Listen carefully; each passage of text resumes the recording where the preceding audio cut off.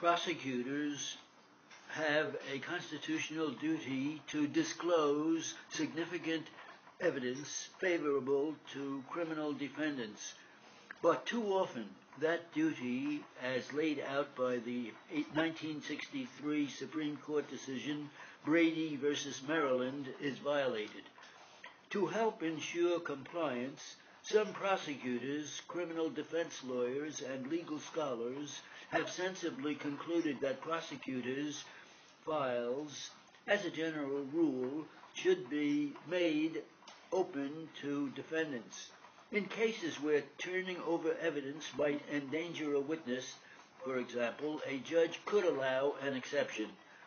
A small number of state and local governments have adopted open file policies that request prosecutors to make available well before trial all information favorable to the defense, without regard to whether such information is likely to affect the outcome of the case. North Carolina and Ohio and places like Milwaukee have found that such policies make prosecutors fairer, and convictions less prone to error. The Justice Department should join this movement and set a national example, but instead it continues to take half measures in response to its own failures to meet disclosure requirements. It responded to several cases of Brady violations by its attorneys, including egregious misconduct in the case of the late Senator Ted Stevens, by providing more training and by directing each United States Attorney's Office to set forth clearly its version of the Department's Brady policy, which is to turn over favorable evidence only if it is material, meaning likely to make a difference in the case's outcome. Those changes are not sufficient because the Brady rule is too easily skirted. It allows prosecutors to withhold favorable evidence that they deem not to be material, leaving defense attorneys unaware of evidence that may be owed them.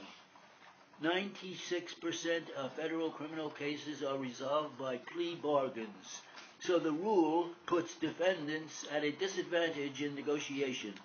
Without access to information in the government's files, they don't know the evidence they face and can't assess their odds at trial.